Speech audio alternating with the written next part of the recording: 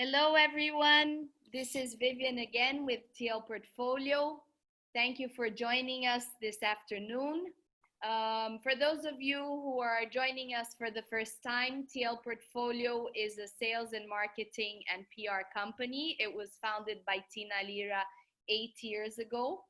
Our headquarters is based in Brazil, but we've become a global company throughout the years with offices in Argentina, Mexico, and the US, covering all of North and South America. Please follow us on our Instagram account at TL Portfolio. Today we have Marisol and Santiago here. They are fantastic specialists of Galapagos. They're going to give us quite a lesson. I've been chatting to them prior. Thank you for joining us, Marisol and Santiago. Could you give us a little bit of the situation currently on the islands? What's happening? Is it open? Is it not? If that's okay, can we introduce ourselves first? Absolutely. Go ahead. Okay, my name is Marisol Mosquera, and I'm owner and founder of ARACARI Travel. It's a DMC covering Peru, Bolivia, and the Galapagos Islands. We were founded 23 years ago. And my colleague here is Santiago Martinez, partner, friend, and he's based in Quito. And we work together in Ecuador and the Galapagos. And he's a specialist, much more specialist. I'm right now in London, and Santiago is in Quito right now. So we're gonna give you an overview of the traveling in the Galapagos. We've been doing this for years, and show you the beauty of it, what there is to see, and also how to get there and how to get organized. But as Vivian was saying, the first thing we're gonna do is Santiago is gonna give us an overview of how things are right now in Ecuador, Galapagos, and things are changing by the minute, right, Santiago? We were chatting about this afternoon. If you can give us an update on COVID, regulations, prospects, etc. Thank you. Yeah, thank you, Marisol and Viviana, and hello to everyone. You know, it's fantastic working with Marisol. We know each other ages, you know, and that's even better. So, well, the situation in Ecuador is getting much better every day. In the mainland, continental Ecuador, you know, we are now restarting our lives. In fact, many cities started already to go out on Monday, yesterday. Quito will do on Wednesday. We have this system of a traffic light, you know, red, yellow, and green. Most of us right now, we are on yellow, which is very, very positive. I believe that the handling of the pandemic and all over the world hasn't been easy, and of course Ecuador has not been the exception. But now we are much more organized, and we are flattening the curve, you know, which is very positive. In Galapagos, things are even better because, well, of course, Galapagos has 4 inhabited places, and 2 of them, you know, were with infected people. But our vice president that actually was in Galapagos last Saturday declared Galapagos COVID-free. There are still a few infected people, but they are actually, you know, almost ready to go out of the hospitals, and that makes us really, really happy because Galapagos is one of our main destinations. And actually, you know, they are, because of that, they're going to reopen Galapagos again for the public in July the 1st. Of course, you know, things change day by day. Yeah, so we'll be keeping you updated, you know. But those are the good news I have for you. Fantastic, thank you, Santiago. Well, we'll start. I think Galapagos is a fascinating destination, and it is in the sort of in the minds of so many people. I want to go to Galapagos. I don't know how to get there. I don't know what to do. So we're hoping to give you an overview in the time we have allocated. Why visit the Galapagos? And well, if you're interested in life, if you're interested in wildlife, in history and evolution and biology, that's why you visit the Galapagos, to see a place unique in the world, almost in its raw state, really. I mean, there of all the islands in the Galapagos, which is our 40 islands and in islets, little islands and bigger islands, there's 4 inhabited ones, and the rest are inhabited by animals. And the animals are in the way they used to be once upon a time. It's very rare to find this.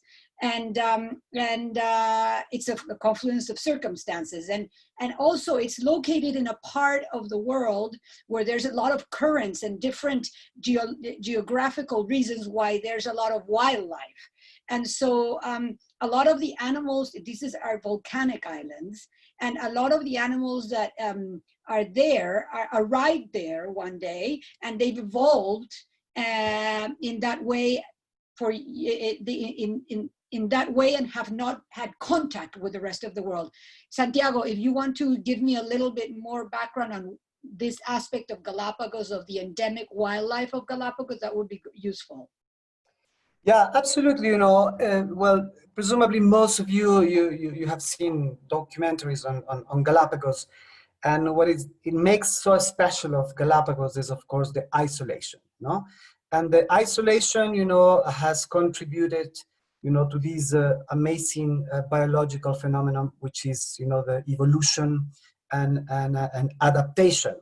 Therefore, you know, Galapagos has one of the highest ranked of endemic species. You know, the word endemic, presumably you are familiar as well. You know, it's a species that only exists, you know, in one place. Example, in Galapagos, the Galapagos penguin, no other place, the flyless cormorant, and so and so.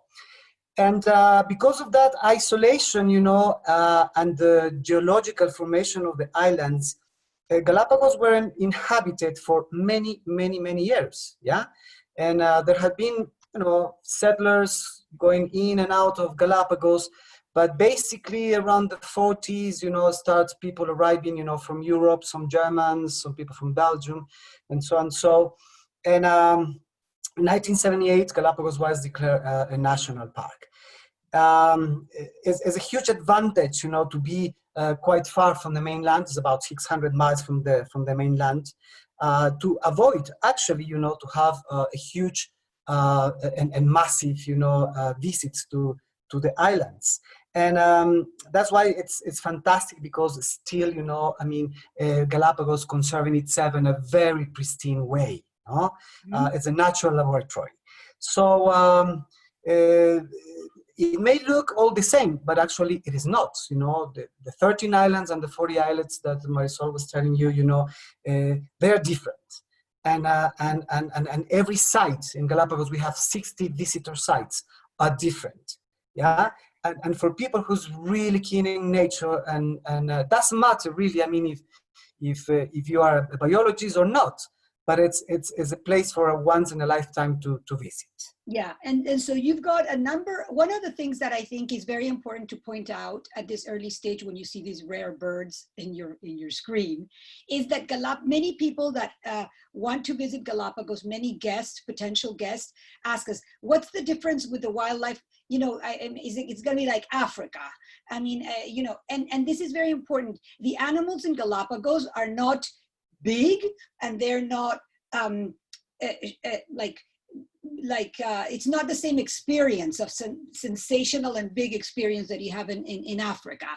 You have to be prepared to tune in to the history of this amazing isolated place where all these rare endemic animals, their rituals and their habits you can observe and learn about. Okay, so it's very important that you're not expecting some super wow. You're going to be, there's the nuances of this. I mean, this dolphin jumping is of course fantastic, but it doesn't happen all the time. So it's not like a wow thing all the time. But you see, for example, adaptations of the animals that have evolved, like Santiago was saying, the flightless cormorant, the albatross. The story of the albatross is amazing. The dances of the albatross when they're mating. If you go to YouTube, go and look, and you can see that in one of the islands in the Galapagos, when they get together, the albatross, and they mate and they do a special dance. plants, you know, the boobies, the blue-footed boobies that you can see, the marine iguanas, and all these amazing adaptations.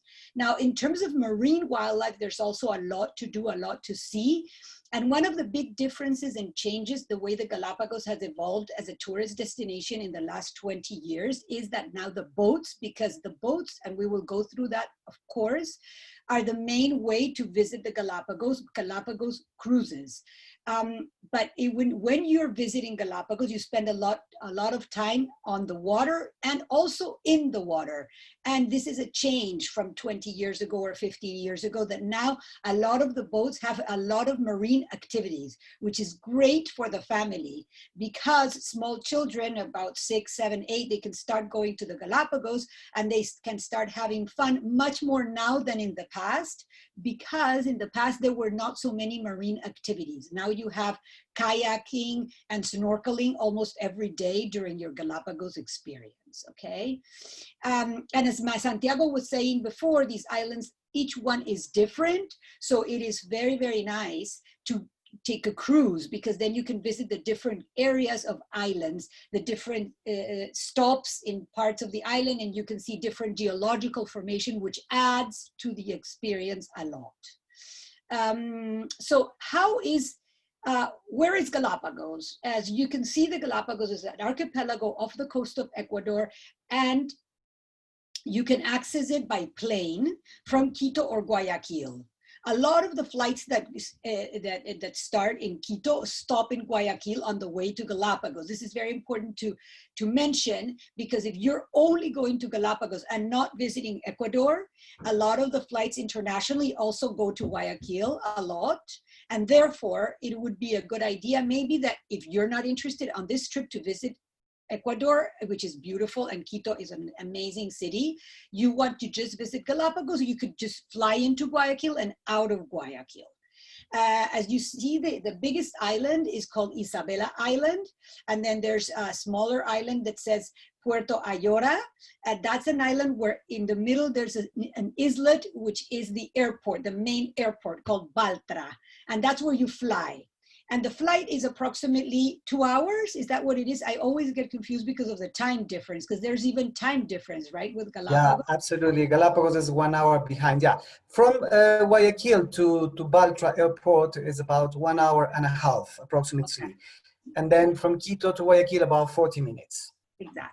So here you've got a more detailed map of the Galapagos, where you can see Puerto Ayora and Santa Cruz and Baltra in a little square. You can also see that there is another airport in the island of San Cristobal. And there are 4 islands only that are inhabited. The rest are inhabited by animals. And what you do when you visit Galapagos is you can take a cruise, or you can go to a hotel. And there are hotels in 3 of the islands, correct? There's in Santa Cruz, Isabela, and San Cristobal. And I think there's in Floreana, there's also, right? Yeah. Yeah. In Floriana, you have a couple of little lodges as well. But of a good quality, you've got in Santa Cruz and Isabela. And we will proceed to discuss a little bit more the benefits of one versus the other. And in the top of the map, you can see a little scuba diver and 2 islands, Darwin and Wolf. And these are the diving islands, okay? In order to do a diving cruise in the Galapagos, you need to be a certified diver and have experience, because it's open sea diving with big animals. And so you need to have a good level of diving capability. And in addition, you have to be aware, and this is a question that we always get asked, is if you go to the Galapagos with a friend or a partner or family member that dives, there are no hybrid cruises. You do either a naturalist cruise or a diving cruise, because they go, as you see, to different places. That doesn't mean that you cannot dive around Isabela or around Santa Cruz, but not on a diving cruise. So that is a very important point. If you want to accompany a diver, you have to do a diving cruise, and it's not a naturalist cruise where you're stopping visiting. So here, how long do you need to visit for? Okay, and this is interesting. Our recommendation is no less than a week. If you're pushed to do less than a week, 5 days. And if you really push it, 3 days. But I mean, really, honestly, not very worth it for 3 days, because it takes you a half a morning to arrive and half a morning afternoon to leave. So therefore that's a day gone. And then you lose, if you go into a cruise on day one, you're only starting your activities in the afternoon. So therefore I would recommend at least 5 days. That gives you 3 full days. And if possible, and even if you don't think you're inclined, we would recommend to go for 8 days a week. Why? Because most of the people that we know, most of the guests that we ask, always say, and it's happened to me when I traveled last year when I went, or 2 years ago, I wish I would have stayed longer. I went on a 5-day cruise and I said, I wish I would have stayed longer. And everybody on my boat was said the same. It is such an amazing experience, and you really get into it because it's so a journey in time that the more you're in it, the happier you are. And I say that would be the case. However, if you don't have the time, then 5 days is fine. Okay, and whether and when to visit. Galapagos is a year-round destination, except that in the summer, January, February, March, is quite warm. So it may be a little bit too warm maybe, but boats have air conditioning, but it's warm. And in July, August, it's cooler, the water's colder, and you have to wear a wetsuit if you go snorkeling, okay? So, and it's also choppier. So people are worried about the boat moving a lot, then maybe it's better to avoid June, July, and August, okay? So to be on the water, you can go year round, except that it's a little bit cooler, especially inside the water in June, July, and August.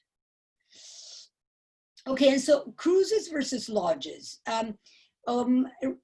Lodges and quality hotels were not very present in the Galapagos until quite recently.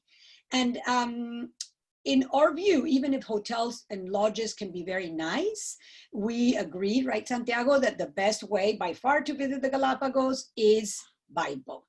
Okay. Definitely, yeah. Yeah. And people, because cruises are, hotels are very present in trade shows and that sort of thing. People that don't know think, oh my God, maybe I should go on a boat, maybe I should go on a hotel. But I mean, just so you know, here it is much better to go by boat because everything is based on traveling from island to island. So if you're staying on a boat in a hotel, what you're going to do, except for one day maybe that you're going to visit the island of Santa Cruz or the island of Isabela where your hotel is based, you will be going on a motorboat, okay, every day super quickly from your island where your hotel is based to one of the neighboring islands to Santa Cruz or Isabela. And that is very, very tiring. So you will be leaving at 6 in the morning, driving for 20 minutes, getting on a nice boat that belongs to the hotel company, and then going boom all day on an expedition and then returning back to your hotel. The opposite would be, the other option is going on the boat, and that would mean cruising gently from island to island and stopping in different places. It adds to the interest because as we said, the islands are different. Yeah, there's wildlife that you can only see in certain islands, so therefore it is more varied. Okay, good. So this is where we start, and that's where people say, should I go on a big boat? Should I go on a small boat? So this is what we go more in detail here on the cruises. And before I go on detail on the cruises, I'd like to explain how a day in the Galapagos evolves. It's a bit like a safari. You wake up really early, you go out of the boat on little pangas or little zodiacs. That is about 10 to 12 people per zodiac with their guide. And you go on a visit of 2 or 3 hours on the shore where you put your hiking boots and you go for walks around the island and also on the beach, and you see wildlife. And the guide, your naturalist guide, all of which in these boats that we're going to show you are the best boats in the Galapagos, all of the guides are top class. Okay, so they're fantastic storytellers, they're wonderful, charming people, and you spend a lot of time with them. Every day on the boat, there's a presentation of what you're gonna do the next day. They tell you stories about the animals, about all sorts of things, and it's fantastic. So you get up, you start early in the morning, then maybe you come back for breakfast or you have breakfast before, and then you go for lunch back at the boat. And then you go to your next stop. And in the afternoon, maybe you do a bit of snorkeling, and maybe you go to stop at a different island. Another point that people ask us a lot is, oh, can I explore the island on my with flexibility? And the answer is no. All of the itineraries of every boat are structured. They're planned in advance, aren't they, Santiago? They're planned in advance by the Galapagos Authority. National Park, yeah. And so that you cannot just do your own thing and go, and so that way, so that is the situation. You cannot go down and have lunch at the beach. You cannot do that. You cannot bring food into the island. That's also not possible. So it's all very structured, and you're gonna be with your small group of people that travel with you in your panga, okay? In your panga or zodiac, all right?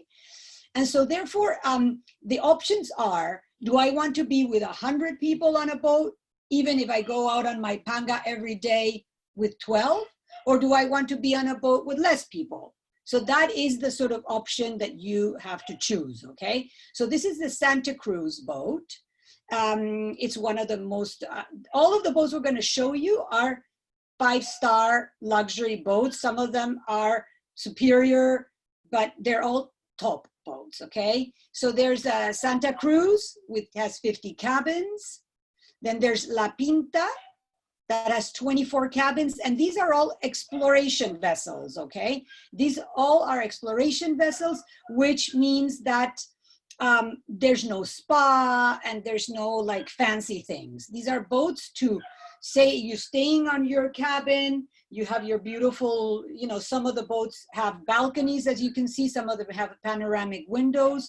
You look at the view and from your cabin, then you go to the lounge to see the presentation, and then you have lunch on the deck, and then you go out on the pangas. So the quality of the boat is judged by the guides they have, the equipment, right? And also, and the equipment they have, the snorkeling equipment and that sort of thing, okay? So this is another fantastic boat. It's called La Pinta. It's 24 cabins, okay? And then there's the Expedition here, 24 cabins. As you can see, there are very nice, luxurious boats in the Galapagos. This is something new. I mean, in 20 years ago, the most luxurious ones were bunk beds. The first one that was a little better had a little, how air conditioning, shared bathrooms. I mean, this is fantastic, I think. Now, it's not cheap to travel in the Galapagos. All of these boats, were bigger or smaller, they all have a cost of about between $6,000 to $8,000 per person, more or less, on a double cabin for a week cruise, right? I mean, there's more, but they're more or less that price, okay? Yes. And anyway, so here you can see, which is this one? Okay. Oh, that's the Expedition of 24 cabins, right? And then the Origin and the Theory, 10 cabins. These are two boats that are the best in the Galapagos. One of them, I think, or both, I'm not sure, they're Relais Chateau, right? Yeah, they are Relais Chateau, yeah, absolutely. Yeah. Mm-hmm. The Origin, they're the newest ones, right? They are, yes, they just launched Origin last year, and Theory too, yeah. Both actually were launched last year. Right. Amazing boats, yeah. Yeah, okay. And then there's the Natural Paradise with 9 cabins, right? A lot of one thing that's very interesting in the Galapagos is that it's very difficult to bring new boats because it's as much as the schedule and the itinerary is very fixed. Also, what is also very strict is the number of boats that can be cruising in the Galapagos. So a lot of the boats that you say, oh, this boat wasn't here, or this boat is new, it's because they've been refurbished. So maybe it's the same boat that was there 20 years ago, but they've refurbished them and they've made less cabins and they put air conditioning and that sort of thing. But as you can see, all of them have a similar structure. They're quite luxurious with nice views. Some of them have, you can choose whether you want boats with a balcony or a panoramic window, or like round windows, etc. But more or less, they are very similar. This is the Galapagos Sea Star Journey. This has 8 cabins. Okay, this is the Grace, which there's 2 boats that have a classic build. They're boats that were brought from Europe. This used to belong to Grace of Monaco, and so that's why it's called the Grace. And it's a beautiful boat. And a lot of the smaller boats, of course, are available for charter. Okay, and that's part of the Galapagos. Many people do. They charter the whole boat for their family and their friends, etc. The Evolution is part of the same company that owns the Grace, and it has 16 cabins. As you can see how beautiful they are. Galapagos Sky. So this is the portfolio of boats that we would offer. That doesn't mean that these are the only boats that exist. If you go and look at Galapagos boats online, or you talk to other people, they will show you other boats.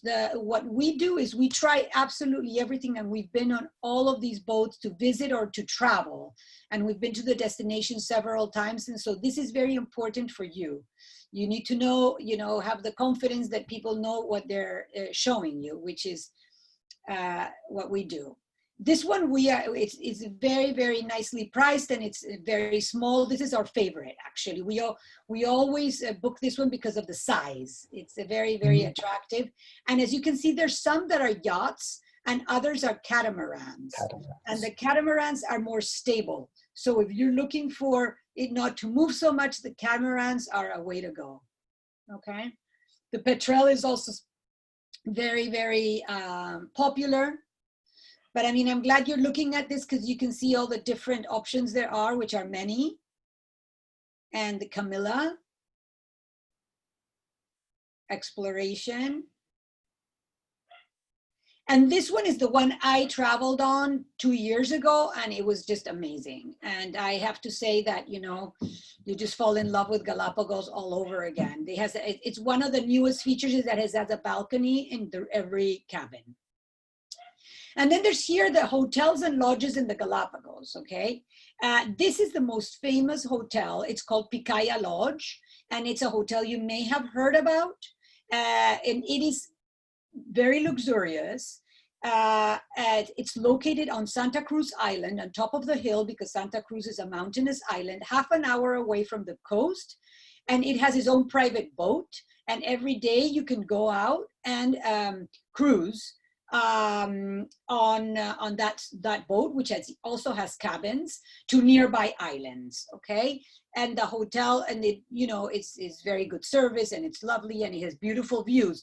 But you must be aware, if you stay here, do not go in June, July, and August, okay? Because you won't see any of this. You're gonna see only gray, because it's the time of the misty time. That this is very important, because if you go to Picaya Lodge, as I did in the month of August, I wanted to get out of there so fast because I couldn't see my nose.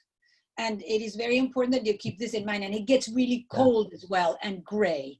Okay, and there are things to do on Santa Cruz Island for a day. There's a place called the Darwin Center, which is where you go see the giant tortoises as well.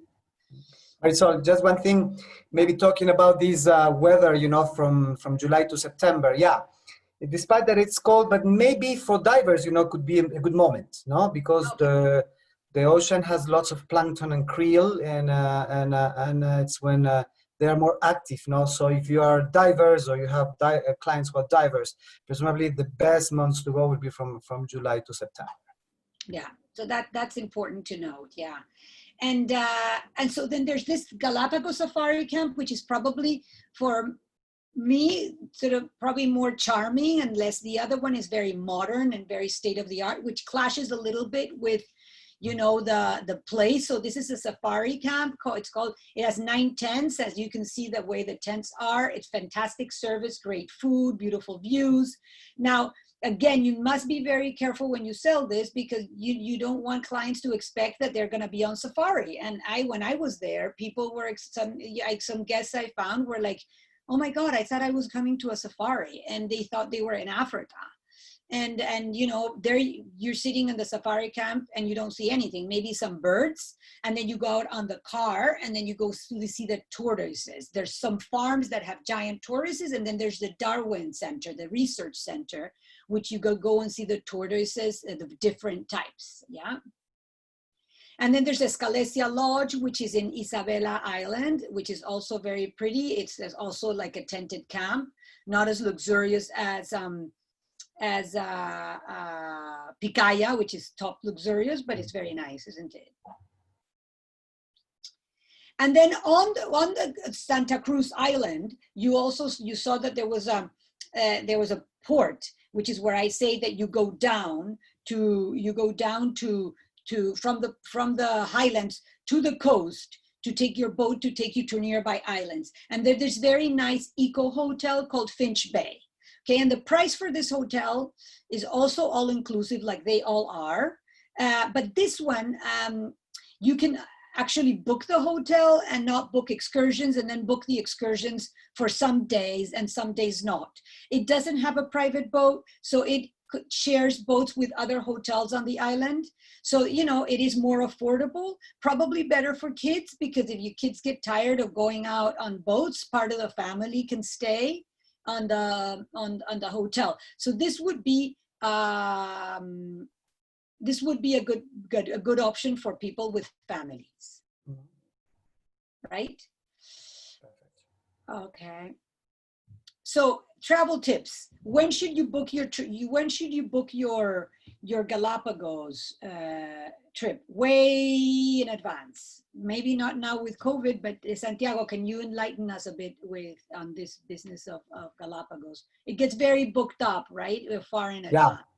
Yeah, definitely. You know, Galapagos, you actually need, for the boats that Marisol it's mentioned, you know, which are our favorite boats, you really have to book a year in advance at least, you know. But of course, right now it's going to get little by little. But normally you need at least 6 months or so, no? Either boats or hotels, but mainly boats, no? Which are that's the best experience of all. Yeah. Yeah, and if you're going for Christmas, say for example, 2 years in advance. So like right now, on a normal circumstance, if we didn't have COVID, if you were booking for Christmas in 2021, you would already be pushed to find availability. I mean, at this stage in May, June of the year preceding, you would have trouble for booking Christmas 2021. So it's very important you know this, because many people think, you know, you can book from now for Christmas, and it's not the way it is. You know, and if you want to charter the boat as well, you need to do it way in advance. Also for school holidays and Easter. Spring break also is very popular, yes. And as we said, Galapagos for families, probably not better, but I mean, hotels like the Finch Hotel, the Finch Bay are probably a good option, more so than any of the Highland hotels, simply because they are by the water, they have a lovely pool, the weather's really nice.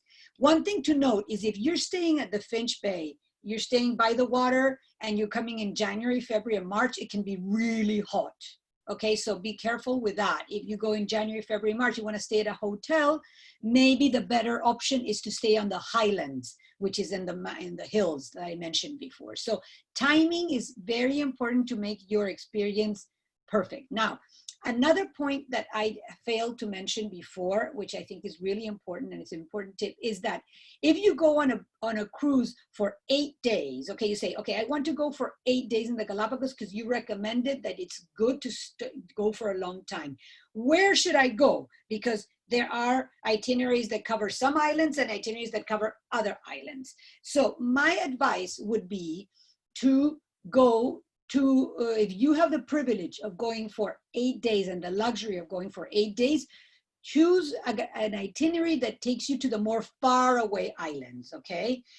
There's the islands that are further away where there's less visitors. Why? Because if you imagine, if you go to the islands in the center, which are the little islands around Santa Cruz, then everybody that's going on day trips is going to those islands. So even if the islands are isolated, they're disturbed, and the animals are, you know, more disturbed than if you go to Fernandina, to Isabela, on the far side, right? Which is what? It's the western part, the western island, right? Yeah. And then Genovesa and Santiago that are further north. And there's really nobody around. I would strongly suggest long itinerary, western islands. That is a perfect combination. And go ahead. One point also, Marisol, imagine, you know, that if the islands now are pristine, you know, now that they haven't received any passenger, any tourist, you know, they are fantastic. You know, I mean, we are just braving to go back to the islands again, you know, soon, because the transformation, they must have had transformation, you know, without getting any passengers, you know, any tourists. Yeah, it must be fantastic. So, I mean, I think that a big incentive would be to try to tell your clients, you know, be the first ones to go back, because especially if they can charter a boat. If they can charter a boat, they can sort of have an amazing time being alone. That would be such an amazing experience. I mean, I'm sure that people want to avoid cruise ships and they're worried, but I think that for discerning guests, this is a fantastic moment to go to the Galapagos. It must, as you say, must have changed a lot. I bet you can't wait to go. Another thing that is important to note is that when you arrive in Galapagos, I'm not considering the COVID protocols or anything at the moment, but I'm saying you arrive at Galapagos and then there you have to pay your national park fee, which is you know, $100 per person in cash, and then the boat company will come and collect you and then take you from Baltra to the harbor where you may be boarding your boat, or you're gonna go to Puerto Ayora, right? Yeah, absolutely. Yeah, actually, you know, I will say that from now on, you know, many of these procedures will be simplified. You know, they will include quite a few things and try to make it easier, you know, for the future. Yeah. So here you have the map of illustrating what I said before. You see, so you've got Puerto Ayora, Santa Cruz, where the hotels are located, right? And there are little islets around. Okay, there's North Seymour, there's Santa Fe, and these are the islands where the day trips go, generally. Some of them even reach Floriana or Española, especially the boat of Picaya Lodge, which can take you faster. But remember, if these are day trips, they are going to take you to the islands nearby. Some of them go to San Cristobal as well. But nobody, unless they're on long cruises, goes to the Western Islands or the Northern Islands. Some 5-day cruises go to the Northern Islands, but generally the Western Islands are not covered. So I would strongly recommend considering those islands. And I mean, Galapagos is fantastically unspoiled. You may hear around in news and things that there's so many people going, but I think it's very well managed. I think it's fantastically well managed. It's very pristine and very well regulated, considering the locations, right, and the pressure. Okay, so we've already discussed how far in advance. So you see here, you see the panga. They call it panga. And there's 2 types of landing: wet landing and dry landing. Wet landing is when you go out and then you go on your panga, and then you go on the beach, and then you have to walk on the water in order to get to your walk, which is normally on the beach. Dry landing is what you dock on the shore, right? So correct. You see. Do you need any vaccinations? No, I didn't take, not any vaccinations in the Galapagos. Seasickness, we reiterate catamarans in order to avoid seasickness, right? And also avoiding the months of June, July, and August, or maybe July and August and September. but generally they're fine. You know, they don't move very much. So this is our presentation on Galapagos. I mean, I'm not sure if we've covered everything, but we are welcoming your questions. Thank you, Marisol and Santiago. This was indeed really self-explanatory and interesting. Thank you. There are several questions, so I'm going to start with Sonia's question, and she's asking with regards to the protocol now, how are the boats going to do to keep distances from each other and within the boats, you know, because they're already small, and so how will they maintain a certain distance between passengers, if you know? Yeah, well, actually, they are actually working, you know, on all the protocols. You know, we think that the boats they won't have, I mean, the full capacity. Presumably, they will start working maybe with the 70% of their capacity, and but on the other hand, you know, I mean, they will have to follow, you know, very, very strict protocols. I've been talking to, you know, my colleagues in Galapagos, and they will have ready their protocols. Actually, some of them, they already have them, but they are just polishing them, you know, so by the end of this month, you know, all the protocols will be ready. Being Galapagos such a fragile island and being on board of a boat, you know, it's a need to have a very, very strict and professional protocols since the arrival to Galapagos, to take the dinghies for the excursions, for the food, for instance. They will have maybe 2 shifts, you know, to eat breakfast, lunch, and dinner. Things like all the meals will be served, yeah.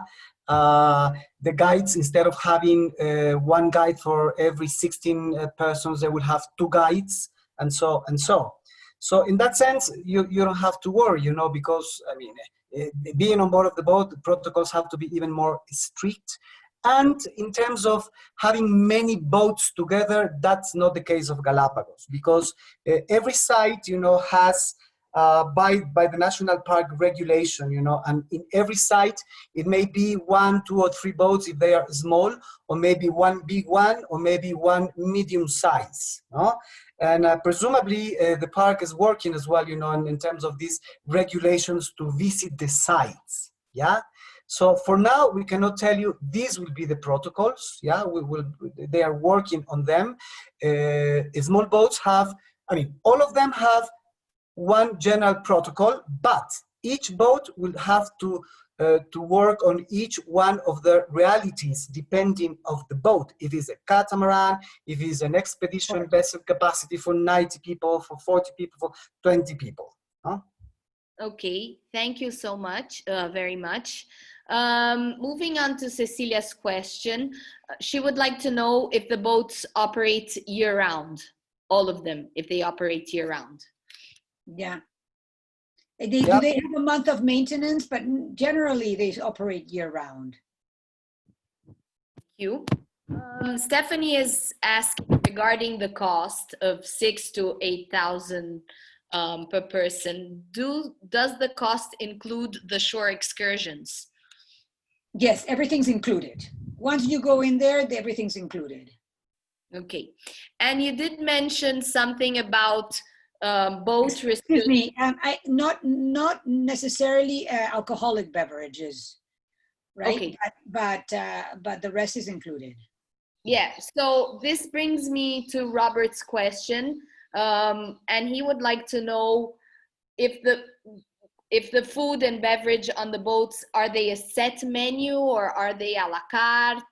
It's a buffet generally. It's a buffet which now will change because, as Santiago was saying, now it will be served.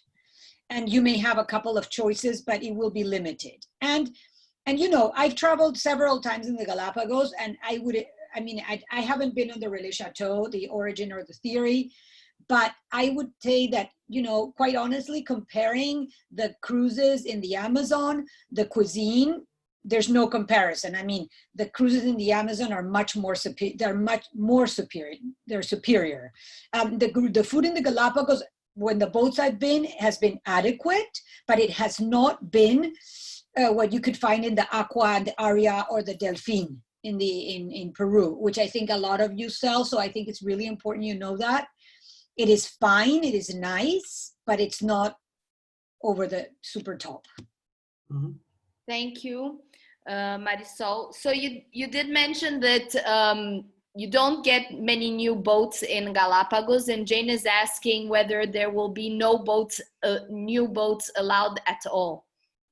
I don't know, it depends on the government's regulation, but everything that I know, every single boat that is new is not new, has been purchased. The capacity has been purchased from another boat and it's been refurbished, right? Santiago, you know more the technicality. Yeah, absolutely. You know, there's not going to be new boats in Galapagos definitely for a long time, no?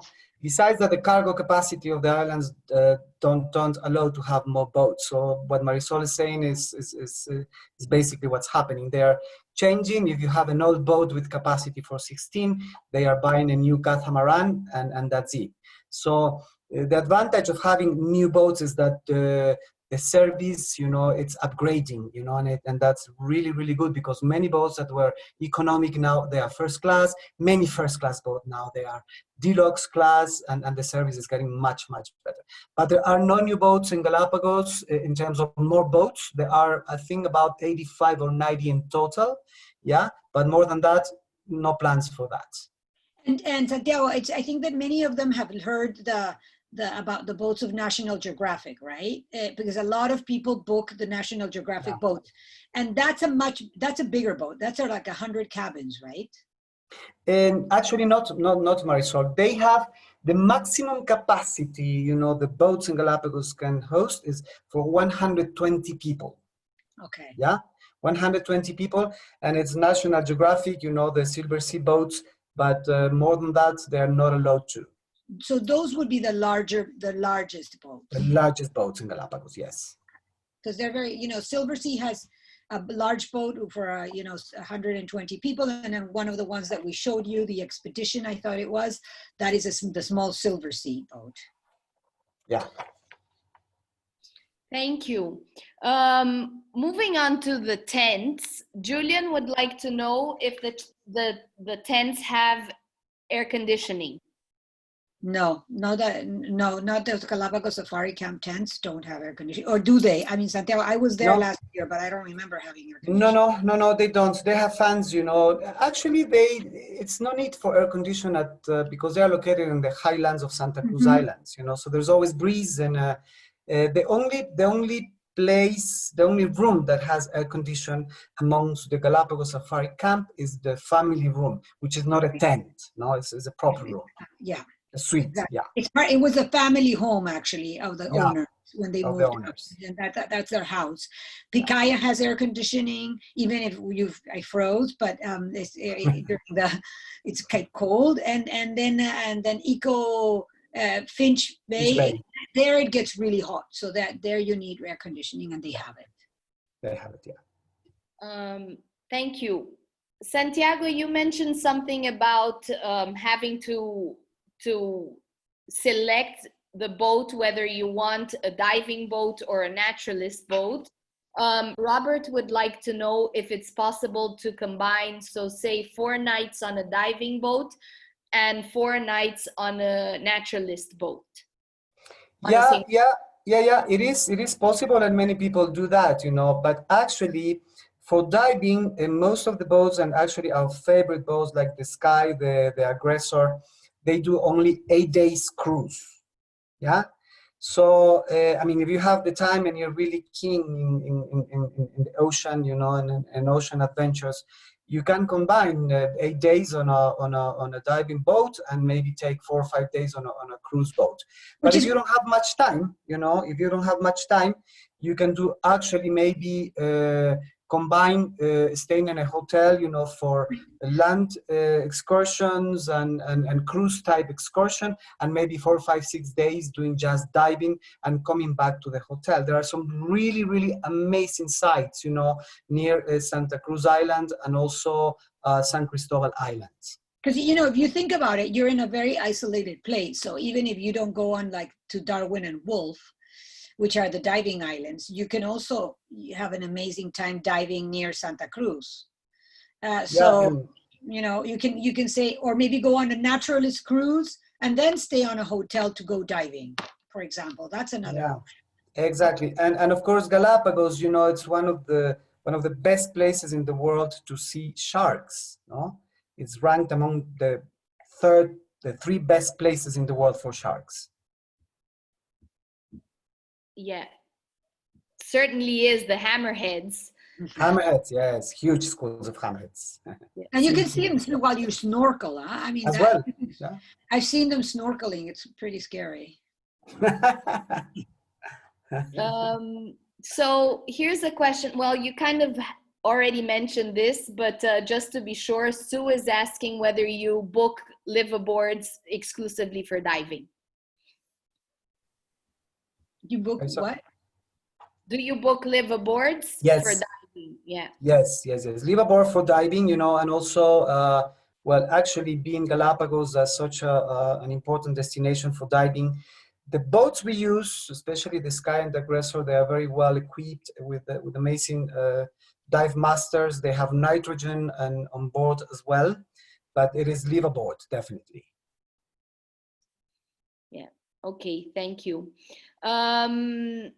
Sandra would like to know, in your opinion, and this might be hard to judge, but in your opinion, which is the most luxurious boat for her VIP clients? That's Well, a very hard question, isn't it? it's hard. I mean, when I was on the endemic, you know, people said, "Oh, I asked I asked the staff because you know they're all deluxe, and I think the Origin and the Theory were ranked very highly too. But I think so Origin and Theory and endemic and its twin, you know, which one I forgot, endemic and Elite and endemic. yeah. 4. Yeah, elite and endemic, you know something, I think that, well, but we have to define the meaning of luxury in Galapagos. Yeah, that's also very important because we are talking about expedition vessels between catamarans and vessels, but this is an expedition trip. So basically, you are looking for luxury in terms of really good comfort, good food, very good guides, and a 5-star experience. Yeah, the boats, the endemic and the elite, they are brand new boats, and they're fantastic, very beautiful. They have amazing suites with balconies and so you have to focus, you know, I mean the comfort in relation to the experience itself of being in a place like Galapagos. So it can't be never compare with a cruise in the Caribbean or the Mediterranean Sea. No, I mean, and many people that never cruise go on Galapagos cruises because it's not a cruise experience, and it's an expedition experience, isn't it? Absolutely. I have a few more questions before we wrap up. So Gilmar would like to know whether it's possible to land in Baltra on private jets. Yeah. Yeah, it is. They have to, actually, they can land in Baltra in a private jet, but the jet has to, most of the time, they have to go back to the mainland. You know, depends on the type of jet, you know. Sometimes they let the jet stay there, sometimes they don't. So it's just a matter of the technically what kind of jet you can do it. We have landed many people in Baltra. Yeah, but do they, because but in my experience, when I've landed them, they had to do immigration in Guayaquil. Has that changed? No, that hasn't changed. They always have to stop. I mean, you cannot do direct, you know, for instance, New York, Galapagos. You always have to go through Quito or Guayaquil for 2 reasons: migration, and also because the plane has to be disinfected, you know. It has to be disinfected, the bags, everything, and the plane itself before landing in Galapagos. Okay, thank you for that. Regarding the menus on the boats, are there vegetarian options too on the cruises? Yes. Okay. I have many questions regarding the COVID situation. So could you please go back to what you said in the beginning about the islands, when they will be open, And in fact, if the procedure will have to be, does it mean that people will now have to be wearing masks all the time? And with the snorkeling equipment, does it mean that people might have to take their own equipments on board? Yeah, definitely, definitely. Well, the Galapagos is going to be reopened on the 1st of July, which doesn't mean that they will have immediately tourists arriving to the islands, yeah? There will be first, settlers and who live, in the mainland or were stranded in the mainland. And then little by little, they will be getting, the tourists, but I believe around the end of August or so. Among some of there will be very, very strict protocols, based on international protocols in terms of the airports, yeah, and then of course on board of the boat. For instance, it was a very good example what you said. Things like snorkeling equipment will be brought by the clients, yeah. Food on board, won't be will be based on surf plates. The restaurants, on board of the boats, if the boat has, or if the boat is allowed to have the full capacity, they will have 2 shifts, yeah. The excursion to the islands, for instance, instead of being in one dinghy where you can fit 16 people, there will be 2 dinghies, each dinghy with 1 guide as well. And the visits, of course, won't be all of them from one boat in one place, no? So they are working, and right now they are polishing, all these protocols, because imagine Galapagos is a very fragile island, and in terms of human beings, I mean, it will be disaster, if something really bad happens there. In fact, it has been proof, that they have handled the pandemic really, really well, at the point that basically by the vice president, as mentioned before, it was declared, free of COVID. Yeah, but each boat, will have their own general and personal protocols, so when you book the experiences through Marisol, Marisol will be sending to you, all the different protocols your clients will have to follow. Thank you, Santiago. Do you by any chance know what the situation is with the flights between the US and Quito or Guayaquil, and also from Brazil? Because I have to. Yeah, well, the international flights will start reopening actually on the 15th of June, yeah? Little by little will start coming, we understand that American will be the first one coming, and still they don't know yet how many frequencies they will have every week, presumably 1 flight a day, and mainly from Miami. United, it's planning to start around July. From Brazil, we haven't had any news yet, no? From Europe, KLM is starting in October, Iberia at the end of June. But as you see, this is something that we have to look after day by day. It has been so many change, and so it's been so uncertain. Initially they said, yes, American United will start the 15th of June, but now it is not the case, no? But they are going to be more regular, but we have to look after, the different frequencies. As per the 1st of July, we will start having more planes, coming from United States and Europe. From Brazil, to be absolutely honest, I don't know yet how they are going to do, because for us, flying to Brazil, we don't have direct flights. So you have to fly, from Rio or Sao Paulo to Lima or to Santiago, and then up to Quito or Guayaquil. So I don't know if Marisol, you know more about the frequencies. No, the flights situation is very, very uncertain right now. So, I mean, and in fact, if you go online and you look for flights, there are there, but I mean, then when you want to take them, they probably will be canceled. A lot of them. That's what's happening. Yeah. Yes, I suppose so. I have 2 more questions before we wrap up. So Eric would like to know the rough cost per night for the luxurious properties. Oh, you caught me there. The rough cost per night. You caught me. I don't have them I mean, it's similar to what I can say. It's similar to the boats. Okay, so you're not making a little.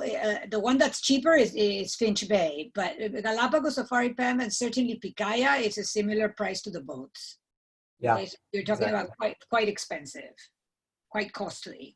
Yeah, but it's like everything included, you know. You have Everything included. your bilingual professional biologist guide, accommodation, soft drinks, meals, you know, snacks, And visits. that I think that the expedition on their private boat is something you have to pay extra. Okay, I'm not thank you. sure. Yeah.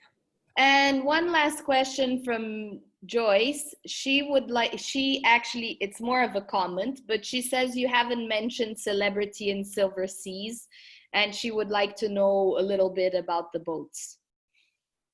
Well, the one that's owned by Celebrity Cruises is one that we mentioned, right? It's the Exploration, isn't it, Santiago? Yeah, actually, yes. Celebrity Cruises, they own the exploration and the expedition. Yeah, And the Expedition which, is the large one that Joyce is probably referring to.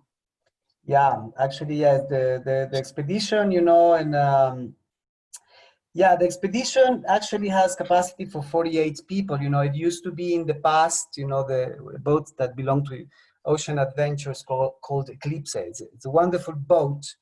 And yeah, but the other ones from the Silver Sea, we don't sell them, you know, because basically they are sold in Directly. directly and are big boats, you know. We mainly sell smaller boats, you know, That's the and truth. that's Yeah, also another issue. or clients maximum will book the maximum size boat that we book is, you know, the Evolution with 18 cabins. Other than that, we really don't book anything bigger. Yeah, Expedition, it's a very nice boat, capacity for 48 people. They have an amazing service on board. But personally, as a guide I am, and as I have been, I lived in Galapagos, and I think we agree with Marisol, we like smaller boats, you know, for a better experience, definitely. Yeah. Brilliant. Those were all the questions here on the chat. Many comments, especially on from Evelyn, that says she's been to Galapagos and it's been fantastic. Okay. She had great food and fabulous guides staying on the Infinity. Infinity, this one, yeah. You go ahead. No, so in general, the comments have been really amazing on how beautiful Galapagos is, and from the quality of the questions, you can see everyone was quite keen to learn more. Yeah, absolutely. And one thing that they must remember, everybody should remember, is that because they must stress to their clients that these are not cruise type cruises. These are not relaxing type of cruises, because if they expect that, they're going to be disappointed. You know, the areas for relaxation, as you can see on the photos, are nice, but they're not the highlight. That's not what you go there for, you know, to sit by the pool and then have lunch outside, and then you do it, but it's part of the expedition. And go out, you know, some people have very difficult, I think expectation management in the Galapagos is one of the key things that you want to do, because it is such a famous destination. Great. Thank you so much, Marisol and Santiago, for joining us today. Thank you everyone who attended the webinar. Thank you. I hope you liked it and you enjoyed it. Thank you very much. Absolutely, it was fantastic. And so please, thank you. And just Thank let us you. know Thank you. if you want to do book Galapagos. We will be delighted to advise you. Yeah, please everyone rest assured we will share this presentation with you, and you'll have Marisol's contact through us. Thank you again for being here, and stay safe, and hopefully see you soon. Okay. Bye-bye. Bye-bye. Bye. See you Bye. soon. See you. Bye-bye. Bye bye.